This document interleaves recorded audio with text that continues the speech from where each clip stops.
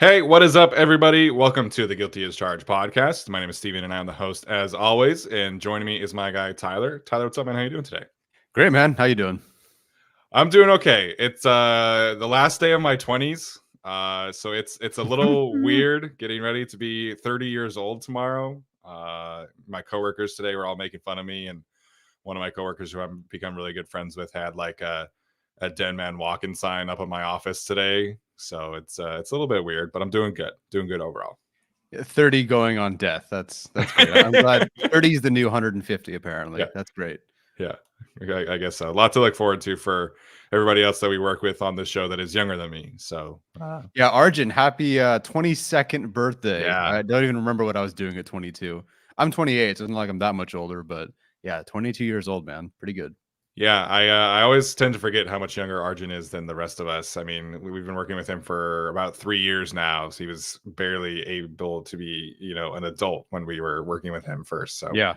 Yeah, it's we fun. went to Vegas for the draft 2 years ago, and he couldn't even like get a drink right while we were there. So, yeah, It's that was the most boring Vegas trip ever. A minor and somebody who doesn't drink and somebody else who can't drink. So there you go. It was super fun though. All right, lots to get into today. Tyler and I have prepared a really fun episode. We're going to talk about 8 questions that we would ask Mr. Adam Peters if we had the chance to do that. He's obviously the number one GM candidate, and we felt like this is a good way to kind of balance the resume aspect as well as kind of diving into what makes him a unique candidate. We're also going to do the same thing for Jim Harbaugh for what it's worth. After he potentially wins the national championship on Monday, so we'll have some fun conversation there.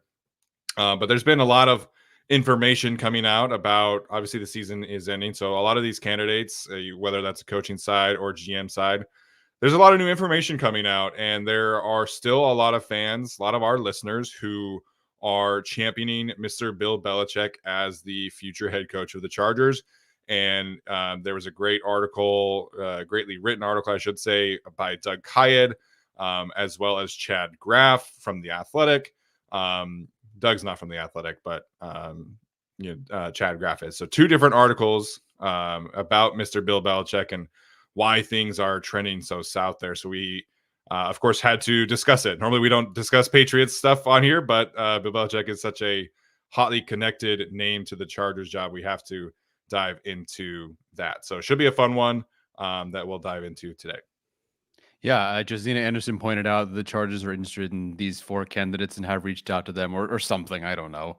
Again, team without coach interested in good candidate. Wow, amazing. Yeah. But still, some of the stuff that comes out, how much of it is true? How much of it is, just from someone grumbling? I don't know, but still have to talk about it because we can only talk about what we find out from other people and what the information the media gives us. And frankly, Doug Kyed is actually one of those legitimately plugged in breaks news kind of guys. I mean, he went and just like walked into the Boston Herald and immediately just started breaking all the news. I mean, he's the bomb. So what he reports here, if anything came from him, I do actually trust. Yeah, 100%. There's a lot of smoke going around, coaching hires, GM hires, everything. Less on the GM front, but definitely a lot of things to discuss on the coaching front. Just to clarify kind of the timeline here, the NFL has been very strict on the head coaching hiring process. They've made several changes over the last 2 years. They tweaked the Rooney Rule, so these teams interviewing for head coaching candidates, they first of all have to interview at least 2 minority coaches before they can hire anybody else, and that's external candidates. So they can't just interview Derek Ansley and Chris Beatty and call it good. Like, they have to go find external candidates that they're looking to interview. They also cannot have in-person interviews until after the divisional round is over.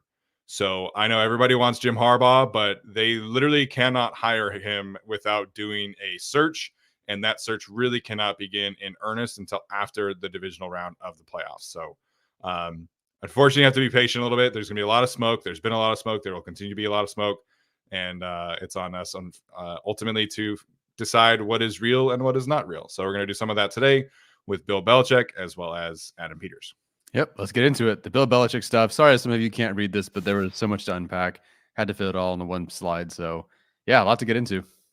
Yeah, so like Tyler mentioned, this is via Doug Kayed and Andrew Callahan from the Boston Herald. There was also that article from The Athletic that I mentioned earlier. The biggest, I guess, shock that came out of this article is that Bill Belichick, after the 2022 season, wanted to keep Matt Patricia as the offensive coordinator. Again, I repeat, he wanted to keep Matt Patricia as the offensive coordinator. Obviously, Matt Patricia is calling plays on the defensive side of the ball for the Philadelphia Eagles right now. Apologies, Alex, for that. And then Robert Kraft is obviously the one who pushed for changes for Bill O'Brien. Bill O'Brien was the only candidate of the five coordinators that they interviewed with coordinator experience. The rest were ex-players. Bill O'Brien wanted to build his own offensive staff, and Bill Belichick denied him and allowed just one specific hire, lawing the tight end coach. As Tyler points out, the Herald cannot confirm. And there's a lot of internal finger pointing at decision makers regarding available talent. So there's a lot of things going on in New England right now that are leading to the decline of the New England Patriots, and ultimately why Bill Belichick could potentially be parting ways with this team, or trading him, or whatever the case may be. There's a lot of stuff going on here that is definitely worth discussing as a potential head coaching candidate for the Chargers. Yeah, we've discussed at length many of the reasons we don't want Bill Belichick, whether it's drafting or Matt Patricia, or just even, not that age is always a factor, but how much longer do you want to coach? Does Justin Herbert have a coach for the next 10 years or 5 years or 2 years? What is it? So a lot of reasons to consider other candidates. And of course, Jim Harbaugh is my number one, or he's my number 43rd, depending on which Twitter person you ask, but whatever. The real surprise here, though, was not just that Bill Belichick hired Matt Patricia. We knew that, and that is a red flag. It's that, reportedly, he wanted to keep Matt Patricia after watching what they saw on offense. Yeah. And they wanted to, quote unquote, grow together. Like, let's keep growing and become better. No, thank you. And I guess, thankfully, Robert Kraft pushed for changes to Bill O'Brien. Not that the offense has been great, but again, the drafting, adding Matt Patricia as is, that really sent Mac Jones on a downward spiral. And it does feel like, because I think there were 20 people interviewed for this article, a good handful of people interviewed for this, and they all felt like the system around Mac Jones is really what caused the decline, not necessarily Mac Jones. He was dealt a bad hand and not helped by the people around him whatsoever. Thankfully, Robert Kraft pushed for changes. And if you're a Chargers fan considering Bill Belichick going to the Chargers, Bill Belichick is not going to listen to Dean Spanos. Like, he's going to go here with the intention and the assumption that he's in full control. Yeah. Someone like Robert Kraft, as the owner and someone they have a more of a close relationship with, can push for these things. And so Bill Belichick will bend and will, just make a couple of changes at Robert Kraft's behest. But Dean Spanos, not going to happen. So to me, the argument, and it bugs me, the argument I see for Bill Belichick, the number one outside of like, he won Super Bowls years ago, is that he does not have Justin Herbert in New England, and that now by going to the Chargers, he would just fix the defense, and Justin Herbert would be the quarterback that he doesn't have. But to me, and reading through this article and reading through even what's just here, it really just seems like Bill Belichick, sure, he could fix the defense. And the article said as much, that Bill Belichick was pointing out things that were going to happen the next game. That happened. Like, they were, in terms of what was on film and prep, it was all there. The coaching is there, especially on defense. Yeah. But it just sounds like they're going to, and Bill Belichick and this group is going to unfairly put even more pressure on Justin Herbert. And there's no way, as a fan of this team the last few years, I can look at a coaching candidate and say, yes, let's put more pressure on Justin Herbert. Like, sure, the defense will be better. It will be. It can't be worse. But there are so many other defensive head coach candidates out there who are showing that. Find a veteran head coach or former head coach who can be a defensive. Dennis Allen might be available. I'd much rather have an offensive minded head coach and Dennis Allen than Bill Belichick, and just praying that Justin Herbert can carry the offense. By the way, this offense needs a center, a tight end, a running back, another receiver, another tight end, another running back, a swing tackle. And then what's going to happen after Keenan Allen? What does this team look like without Keenan Allen in a year or two, however long it takes? Bill Belichick's going to go draft the heir apparent, the next guys, N'Keal Harry, Tyquan Thornton in the second round. That's what we're doing here. So I understand the rationale for thinking of Bill Belichick and putting him in your top 10, and maybe even your top 5. But to me, as a fan of this team, and after watching what Justin Herbert has had to go through, really since college, but certainly in the NFL, I'm not going to go get a coach that puts more stress on him, and unnecessarily so. Sometimes there's just like the coach or the coordinator doesn't really do anything for Herbert, but Herbert still goes and executes and performs. Sure. It's almost like intentional sabotage what Belichick does in New England for Mac Jones. It's one thing to be a bad coordinator or a bad play caller or head coach or whatever. It's another to put your quarterback in a worse situation. I can't stand it. I cannot. To me, go find a different defensive mind to make the defense middle of the pack. And by the way, it's not like the Patriots defense has been number one. It's not like they're the best defense in the league. And this is a for sure thing. So the whole thing is frustrating. This is really only just like the rest of it. This doesn't really change my mind. It just really kind of cements how we've been feeling. Yeah, I think we have always stated that, like Bill Belichick will have the defense playing better, 100%. They obviously do not have Christian Gonzalez. They've had a mess at corner. Matthew Judon has missed a lot of time, and they're like 12th in EPA per play. So, like, objectively, great job coaching the defense. He's one of the best defensive minds in the history of football, regardless of level, 100%. It's everything else, and like everything that we've talked about during this hire is alignment, whether that is ownership, GM, head coach, offensive coordinator. That's been an issue with the Chargers, and it's a bigger issue with the Patriots. I mean, this is a guy who has, instead of embracing changes in the NFL, instead of embracing analytics and growing coaching staffs and different ideas, he's gotten things so tightly wound in New England that he just has his hands everywhere and nothing is working out. I mean, like, again, really, people think if you want, like, Matt Patricia is going to be available. Like, are we cool with Matt Patricia being an offensive coordinator? It's wild to me how much of a kind of like boa constrictor approach that Bill Belichick has to putting together his staff. Chad Graff of The Athletic pointed this out.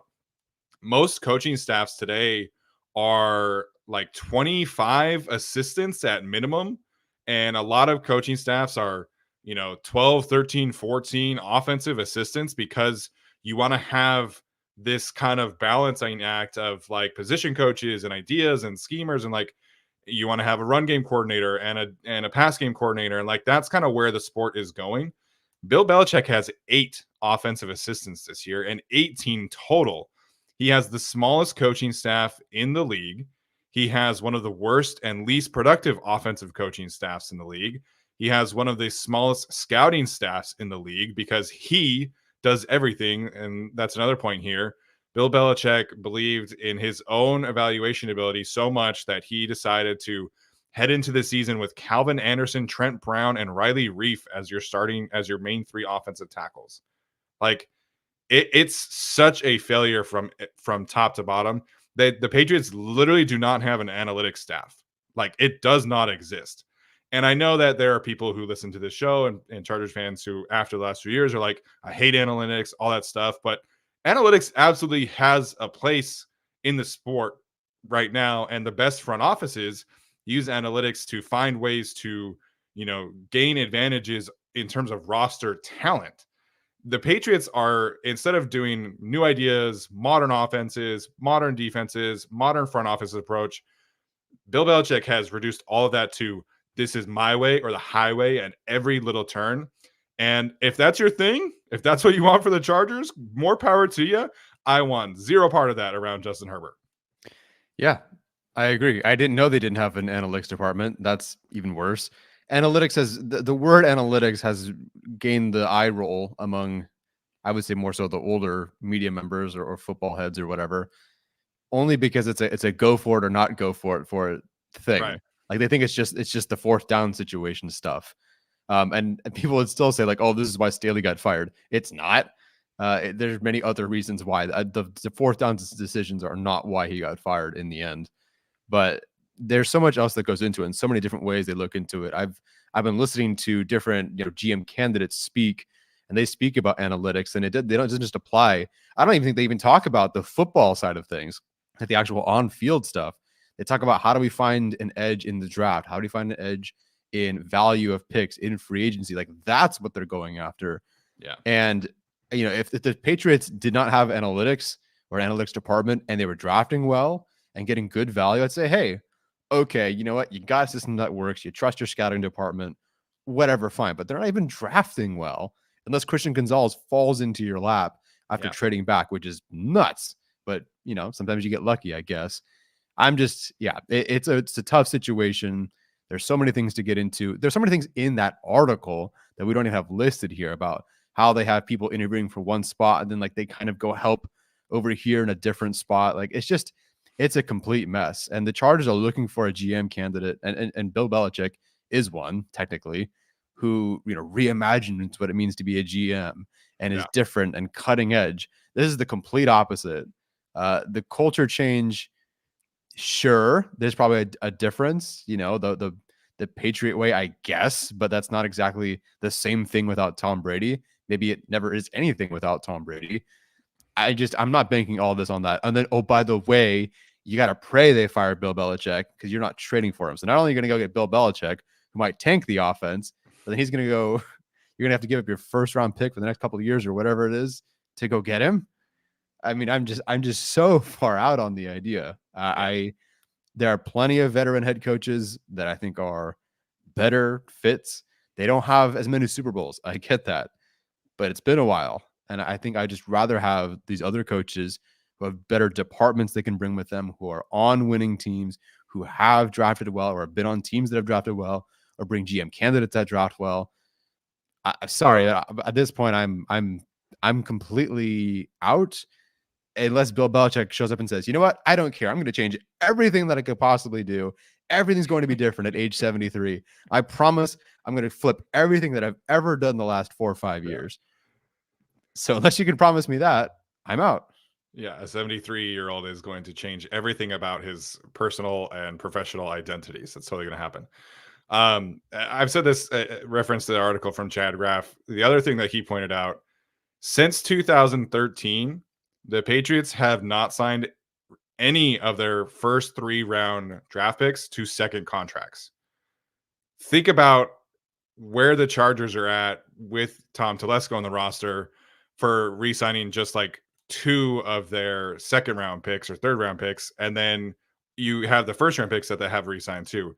Imagine where they would be if none of their first 3-round picks across 10 years have not gotten second contracts. It's wild to me. Like if we pulled everybody listening and said, what are the 5 most important attributes for a head coaching candidate? What are the 5 most important attributes for a GM candidate? How many does Bill Belichick realistically hit? Solving the defense and game day preparation. I don't know if that would be one specifically.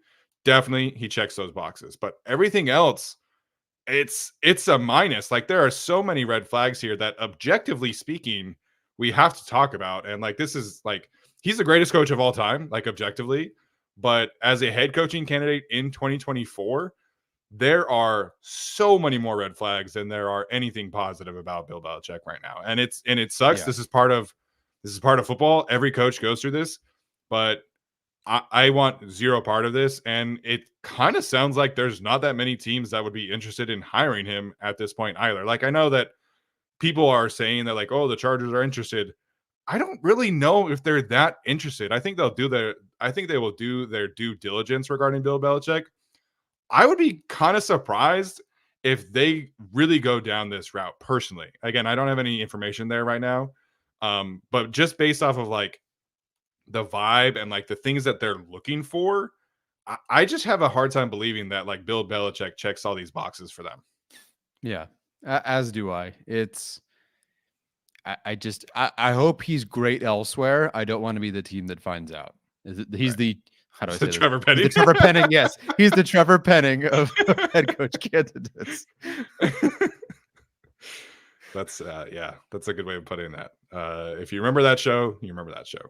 But yeah, man, I'm just like, the more you read about the way things have gone over the last 4 years, like it this article made it sound like Tom Brady and everybody, like the players, won that Super Bowl in 2019 almost to like spite him.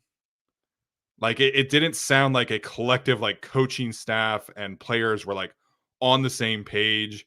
I read that as like the players were like trying to win in spite of him, not for him. I didn't catch that part. So yeah, great.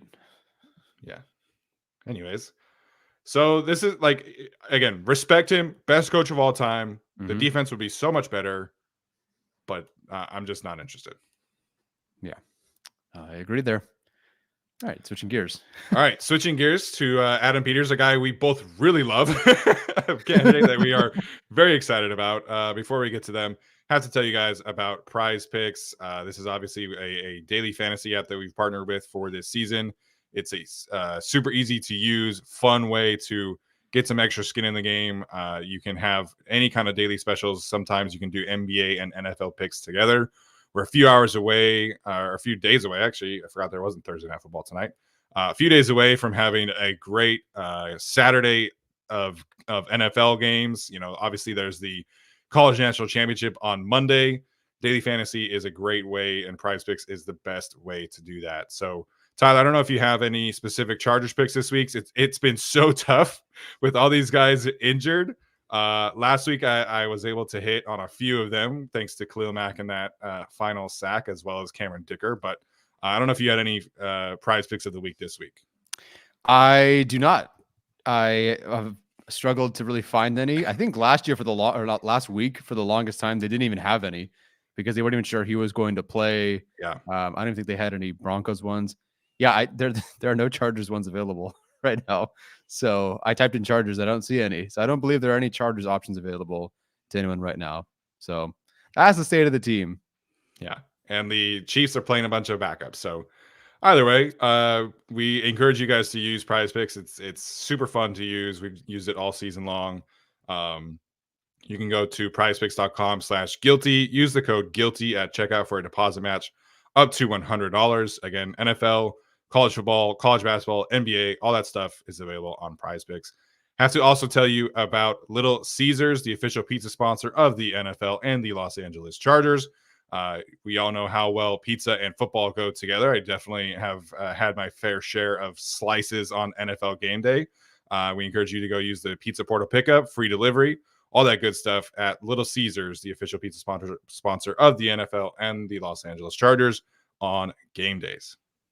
Beautiful. Go eat some pizza. Be happy. If the game doesn't make you happy, pizza will. 100%. All right, let's get to Adam Peters, the objectively number one GM candidate right now. This is kind of a fun way for us to go over his resume, pick our brains about what makes Adam Peters such a great candidate, because he is like the number one GM candidate out there. So we'll see what happens there. Hopefully, the Chargers are able to get an interview at least with him and pick his brain a little bit as well. Sorry, my screen completely bugged for 2 seconds there. All right. So, first one, if you don't mind, I'll start with this first one. We're sort of going in order here of his career, and I promise they're not all word walls like this, but learning from mistakes, because I do want to ask about this looking over the Broncos history. So, we're sort of playing with this like we'd be asking him the question. Some of it is more background to give you guys, so we'll say more than we would have asked. Sure. But a question I would ask is, in 2014, you were promoted to be the Denver Broncos Assistant Director of College Scouting for 2 seasons, and then you became the Director of College Scouting. The Broncos' first and second round picks in those drafts were Bradley Roby, Cody Latimer, Shane Ray, Tyson Brilo, Paxton Lynch, and Adam Gotsis. What did you learn from these early selections that you carried with you to San Francisco? I'm basically really asking, wow, those didn't work. What did you learn from that? Yeah, I think this is it's important to go over like everything from a candidate, like we just did with Bill Belichick. His days in Denver were not as like inspiring as you would hope. Obviously, you know, he's not the GM there. We don't know like how to divide credit there. But you know, the Broncos were in this kind of era of like going for the Super Bowl and everything like that, and they had just won the Super Bowl, and then they're trying to balance like picking for the future. And I think learning from mistakes is a great point here too. But I think like maybe the theme of like learning from this mistakes is trying not to balance like current and future needs, and like trying to like build around Peyton Manning, but also like build for the future after Peyton Manning. Could be something that you can learn from with these kind of draft classes. I'd be curious to go back and watch Paxton Lynch's college film, because we weren't even a podcast at that time. I was in Mexico without internet access. I didn't know who Paxton Lynch was until I got back, and then he was gone like about as soon after. I'd just be curious, because we'll talk about this in a sec. You've now got the most resources you've given them. I think they traded up for Paxton Lynch. I could be wrong, but you've now traded up for Paxton Lynch and Trey Lance, and they've taken how many snaps for you? You know, it was not a great 1-2. Yeah, again, it is not all on him. Adam Peters is not the GM. Heck, he wasn't even the assistant GM in Denver. But still, got to ask these questions. What did you learn? What did you anticipate? What happened? That sort of thing. We'll get into Trey Lance in just a bit. Yeah. Mining for gems. This is arguably what I would say the biggest strength of Adam Peters and his resume. The 49ers have had the best draft record when it comes to day 2 and day 3 picks since you joined the 49ers. So the question is, what are the characteristics, traits, numbers, etc., that he would look for to prioritize such players on days 2 and day 3 over others? This is obviously a big weakness from the Chargers. This is a pretty drastic change of this kind of track record. Obviously, George Kittle is in here. You know, there are other players, and you know, obviously Brock Purdy is another guy that you could point to here. So I would want to know, like, okay, so what's your process on day 2 and day 3? This was what we used to do. You know, if I were the Spanos family, like, how is this different? And you know, I think a lot of like these interview processes too is like learning as yourself too. So it's like, you've had this awesome success on day 2 and day 3. We have not. What are the ideas that you and your staff are going over? Yeah, the Chargers have found, you know, obviously they found Keenan Allen on day 2, and they found some good players. You know, they've had some guys that have panned out for a year or two. But the 49ers, not only do they find guys who are arguably the best at their position, but they sustain that for many years. I think that's so fascinating. Like, what is it about these guys that you look for when you're getting to the point where some feel it's just dart throws? You know, George Kittle in round 5. I'd say by about round 4, really on day 3, it's a dart throw, and yet you're hitting bullseye several times. Yeah. So for them to get, you know, George Kittle, DJ Jones round 6, Fred Warner round 3, DJ Reed round 5, Richie James round 7, Deebo Samuel round 2, Drake Greenlaw round 5. I mean, just on and on and on and on. What is it about these guys? Is it in the interview process? Is it a number? Are you guys, you know, compositing things a certain way to move them up your board? You know, because not everyone who's drafted has a draftable grade by everyone in the NFL. Not every NFL team has the same board. And you just, you know, it's the same 256, just ordered differently. No, some guys have undraftable grades. Yeah. So what is it about these guys that you found that makes them move up for you? Because they've not just found good players, but great ones, and ones that are great for a very long time. Yeah, I mean, this is like a secret sauce right here. And like, you know, the Chargers are pivoting to this era where Justin Herbert's going to be expensive. It's a similar kind of challenge as not having your first round picks, right? You know, the 49ers have not been stockpiled with a ton of first round picks, and yet they have all of these star players. So yeah, again, variety of different reasons. Kyle Shanahan certainly deserves credit for this. The coaches are the ones who develop the players. But at the same time, Adam Peters, as the assistant GM, isn't basically in charge of finding these kind of players and doing the draft and handling the process. And so I think this is a very important question that I would want answered from him is this something that you can replicate, or was this just kind of lightning in a bottle between you and Kyle Shanahan, and you have a great coach and you have other pieces and things like that? So I think it is important to clarify what's his role with this, and like, what are you specifically looking for? All right, so next up is player acquisition. The 49ers since 2017 have acquired several, star guys, big name guys. So it's Trent Williams, Christian McCaffrey, Chase Young this past year. Is that still possible with Justin Herbert entering this extension? Do you find, oh, sure, things will change between now and even in March? Like there will be different players on the roster, off the roster. Contracts could look pushed into 2025. They could be completely off the books. We have no idea. But how possible is this? Because it's tight right now. It's not impossible to fix. But if the Chargers, let's say even this season, are really clicking, new head coach, everything's working really well, and you feel like one more player is going to push you, or even the next year, one more player is going to push you, can you still acquire these star players? Can you acquire a Christian McCaffrey in stride mid-season and really take yourself to the next level? Or is that just something impossible? Because you see the 49ers doing this, but they have never had to pay someone as much as Justin Herbert. I mean, sort of, they had Jimmy Garoppolo for a bit, but it certainly wasn't the same contract. And they had Christian McCaffrey now and Chase Young now, but that's on Brock Purdy's contract. Yeah, and I think part of this becomes, one of the responsibilities of the GM is how you handle contracts. How are you able to manipulate the cap? These are all important aspects that, the Chargers have a guy who can negotiate a contract very effectively. They have their own way under Ed McGuire and Tom Telesco of manipulating the cap. The 49ers have had to get very creative in that regard because it's not like they have a ton of cheap players, right? They have a lot of expensive players, and yet they're still going out and getting Christian McCaffrey. They traded for Randy Gregory in this offseason or right before the season started. Not to say that that's gone like super well, but he was on an expensive contract. So this to me kind of falls under like, how do you manipulate the cap to acquire these kind of players? And like you mentioned, is that possible with Justin Herbert and the contract extension? Are we looking at like a extension of the extension for Justin Herbert to try and like figure things out? So, he's been in a lot of player evaluations. He's been a lot of like talent evaluations, and he's very well recognized for that. But to me, this is like, okay, like what's your role with cap? What's your understanding of this? Do we need to hire a cap guru for you?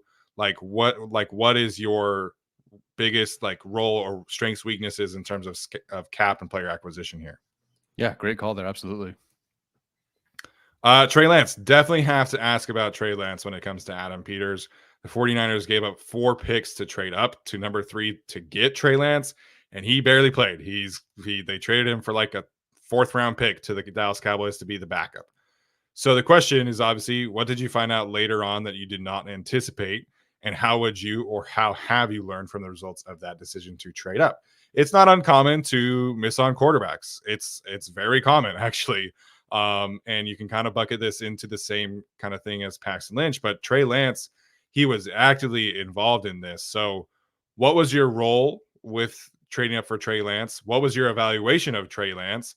And why did that not work? What's the difference between Trey Lance's evaluation and Brock Purdy's evaluation, who you have objectively hit on? So I think those are all things that you would have to have answers for regarding Adam Peters' candidacy.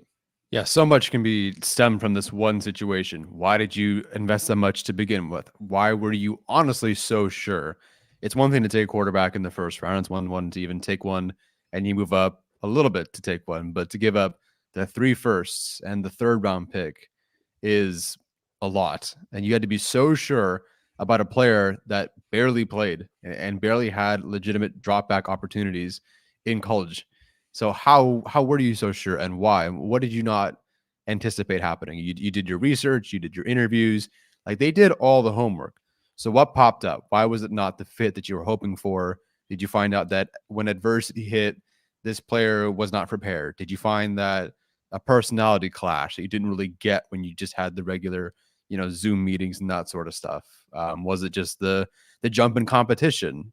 What was it? Because based on investment, you were so sure, and not you as an Adam Peters, sure. The 49ers were so sure. What happened? What did you learn from that decision? And that's really what I want. Like, what did you learn from this? It's over. Trey Lance is not your quarterback. It's not the quarterback for the 49ers. He won't be your quarterback here for the Chargers. But what did you learn about that investment? What did you not anticipate that maybe you would next time? Yeah, and I think, there will be takes about Adam Peters and his track record with quarterbacks. But at the same time, Mr. Irrelevant is an MVP candidate. So I think that also gives him a lot of leeway. And so I would be very curious as an objective, fan of football. What are the differences of how you evaluated Trey Lance and how you evaluated Brock Purdy? Because it's not like they plan on Brock Purdy to come in and be the backup. Like Kyle Shanahan has said, they evaluated him as like a potential starting quarterback at some point down the road. Okay, so how was that different? And I guess why did you ultimately decide on Trey Lance when, if you had these concerns, were there concerns? Or was this just kind of like we felt like we needed a quarterback and needed to take a swing? The whole process around Trey Lance, I think, would definitely need to be asked about at the same time compared to Brock Purdy. Like what worked with Brock Purdy that didn't work with Trey Lance? Yeah, and what are your contingency plans? If you're going to be aggressive and do these things, what were the contingency plans? Did you know you would take a quarterback in the subsequent draft? That sort of stuff. Like what if this didn't work out, what was your backup plan? And I guess it worked, whatever it is. It is the worst trade I could possibly think of in terms of a draft day trade. And they're going to potentially win the Super Bowl this year. Yeah. It's crazy. Yeah. All right, so next one, the state of the Los Angeles Chargers. I would love to ask this question, and now we're starting to move towards Chargers specific. Are the Chargers, in your eyes, in a full rebuild, or are they just needing a few, adjustments here and there? And then is cap hell real? Can you get out of this? I would be very curious what a GM candidate, how these external candidates feel about the Chargers. Are they a team that can get fixed in the next year and make the postseason, or are they a team that they have to tear everything down? And it's going to be try to win some games next year, but really we're looking to 2025, 2026. How fast can you turn this around? Does it need to be turned around fast? Can it? Yeah, I think, there's strategies of interviews, right? And a lot of interviews that I've had, an interviewer will like print out something and say, hey, like, here's the scenario. How do you solve this problem?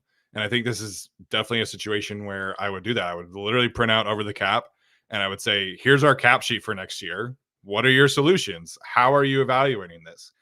And you can obviously, you have different interviews for these candidates. Now you could just do the one interview, ask them a few questions and call it good. So, you can get very specific in these interviews. And this is definitely something that, like, specifically to Adam Peters, like, how would you rebound from this? Because when he and John Lynch and Kyle Shanahan all got to San Francisco, the 49ers were not in like cap hell. Like they had money, but they were coming off of like the Jim Tom Sula era and like the Chip Kelly era, like everything that happened after Jim Harbaugh was kind of a disaster. And the 49ers are a very proud franchise, right?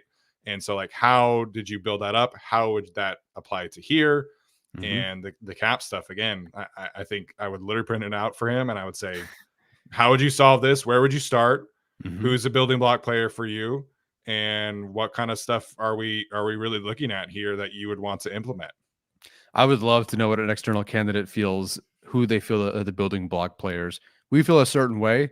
We've seen the interviews. We've been at practice. We've talked to some of the players. Like, it's different from someone external who basically has no connection to any of these guys. Who are the building block players and for how long? Yeah, we know he's been super into the draft and everything like that. So what was your scouting report on Justin Herbert? What was your scouting report on Rashawn Slater? They potentially could have taken Rashawn Slater before the trade up for Trey Lance, but they were right around that same kind of draft area and could have stuck around and drafted Trey Lance. Or Rashawn Slater. Imagine Trent Williams and Rashawn Slater on the same team, man. That would be crazy. Who's right tackle? Probably Rashawn. Yeah. Okay. That's acceptable. That's we're talking about pre-draft Rashawn. Yeah. That's the one time it's acceptable to switch. You already have Trent Williams. Yeah. And sure, fine. If you have the best left tackle in the sport, sure. That would be fun. All right, so go for it. I was going to say, so run game issues, this is definitely something we've talked about. We discussed it on the Chargers channel yesterday. If you missed that, please go check it out.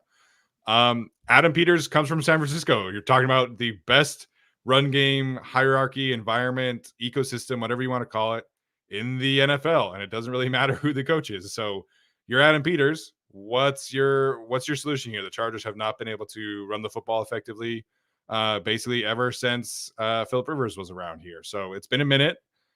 Frank Smith almost got there. So how are you going to get this run game over the hump? The team has free agents at tight end 1, tight end 2, RB1, RB2, and center 1 potentially at minimum next year. So, is this a coaching issue?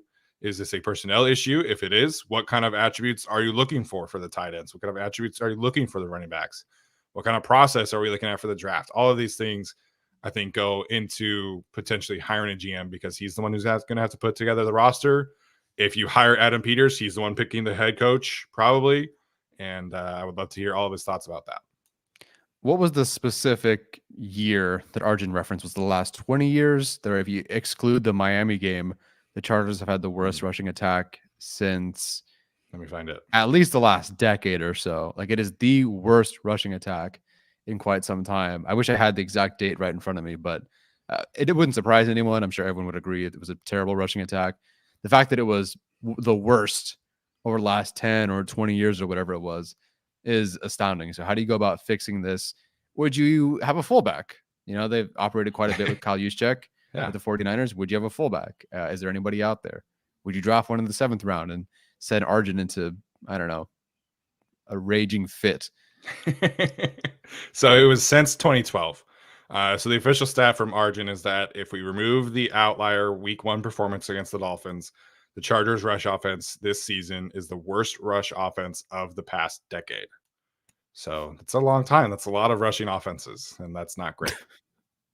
I watched Kalen Ballage run a halfback dive 40 times a game, and that was still better than the Chargers this past season. I mean, I feel like we've seen so many bad Chargers.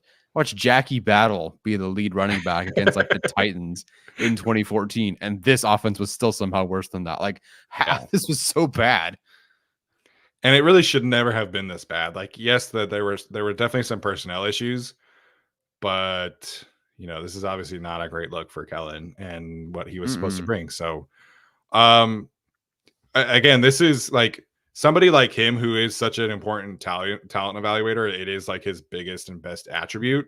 Like, how do we turn this thing around? And it's not as simple as like draft better players. Like, there are specific things that you're like looking for, and the 49ers have been on the cutting edge of the run game every single year.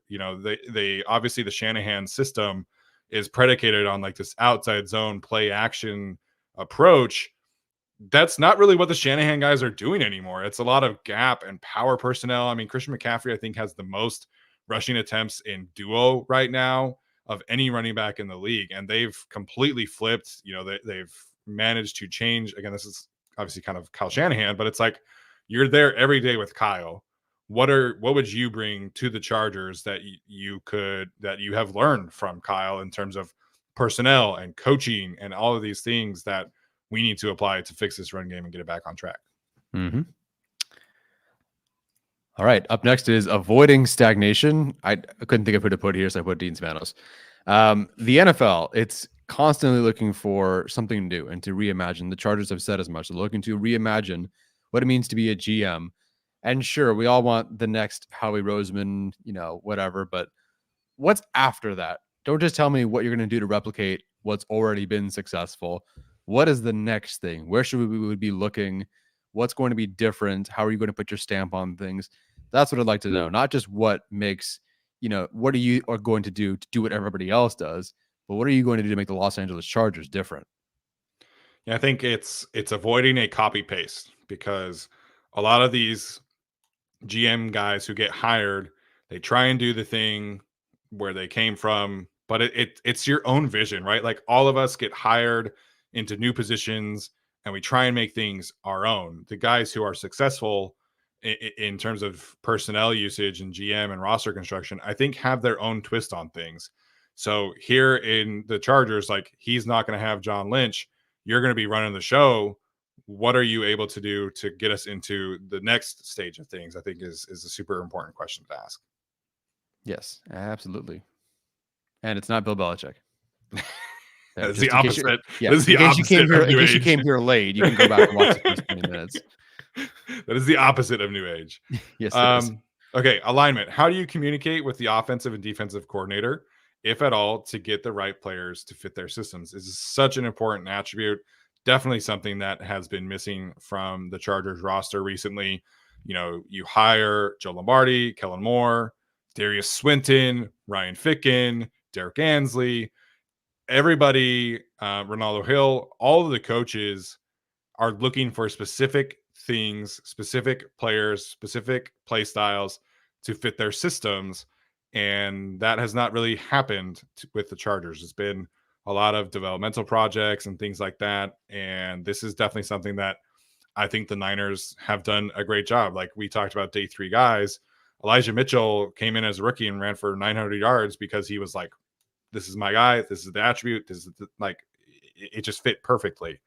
I feel like that very rarely has happened with the Chargers. And so I would want to know, how involved are you with those conversations with Kyle, with those conversations with, they've had like 7 different defensive coordinators over the last few years, and the defense continues to just hum on all levels. That's not just coaching. That's not just Kyle Shanahan. Adam Peters and John Lynch have to have a role there. And I would want to know, how big is that role? What is your communication habits like? Is that all off-season stuff? Is that in-season stuff? That alignment is so important. And that's definitely something that I have learned watching the last few years of Chargers football, is that alignment has to be up and down the Chargers board. It can't just be GM, head coach. It has to be coordinators, has to be position coaches. Everybody has to get involved here. Yeah, as I said on the Chargers channel, the Chargers' last 9 skill position players on offense averaged 10 yards per game in their rookie seasons. That's not good enough. That is not good enough at all. Sure, Xander Horvath is part of that. Trey McKitty is part of that, but it also includes Quentin Johnston, Josh Palmer, some of these other guys. Gotta be better than that. Gotta be better than 10 total yards per game. 100%. All right. Hopefully you guys enjoyed that. I think that's a really cool way to evaluate these GM prospects. If we had the time, we would do it for other guys, but Adam Peters is kind of the poster child. So we felt like we would dive into his resume in this format, and hopefully you enjoyed it. Yeah, it's fun. I didn't want to just do okay, here's the great things about all the candidates and let's move on. Like, no, let's dive into this. How are you going to fix this? Let's, we talked about the candidates. We talked about the Chargers. Let's put those 2 things together. How do you fix the Chargers? What are your weaknesses, your strengths, that sort of thing? Yeah. So that'll be fun. And we're working on something for you guys to try to get something fun, a different behind the scenes perspective of you for you guys. This should be fun in the next week or 2. So stay tuned. Yes, 100%. I would just be curious for those people out there who want experience at head coach. If you could get Adam Peters, would you be okay with Bobby Slowick? Is Adam Peters that much of a GM pull that he would, overcompensate for the lack of experience if he hired Bobby Slowick? I'm very curious about that. I would assume no, because they're very strict on that front. But yeah, Adam Peters, I think, is far and away the GM candidate number 1. I'd be very curious to see what kind of ways that he can kind of overcompensate the lack of experience at head coach. Yeah, I'd be curious how people evaluate and weigh and rank both GM and head coach candidates against each other. So I think if I asked Chargers fans, Jim Harbaugh would be the number 1 regardless. But then after that, what is the priority? Is Adam Peters your second ranked guy, or is it Ben Johnson or whoever your second head coach candidate is? What is more important to you? I'd be very curious to know what Chargers fans are thinking. Yeah, 100%. That last slide for me, that's the important one that I want to hit on. The alignment is super crucial. That's all I want. I want the GM and the head coach to be on the same page at all times, because I think it is such a winning edge to have that relationship from start to finish. Absolutely. Isabel points out Slowick Peters combo is favorite out of the ones that we talked about. It's rising up there for me, that's for sure. Yeah, 100%. All right, you guys, a bit of a quicker show today. We tried to be even quicker than that. I don't think we were planning on talking about Bill Belichick for that long. But it is a change that we are going to make in the offseason is shorter shows. Obviously, Tyler and I both have a lot of stuff going on, and we want to make sure we are getting this stuff out to you in concise and specific content packages. So look forward to that. As always, we'll have a lot of stuff on the Chargers channel. We'll have this stuff on our own channel with Alex and Arjun and everybody. Should be a lot of fun. We appreciate all of you guys for tuning in today. Make sure to like, subscribe, all that good stuff. And that's going to do it for us today. We'll see you next time. As always, bolt up.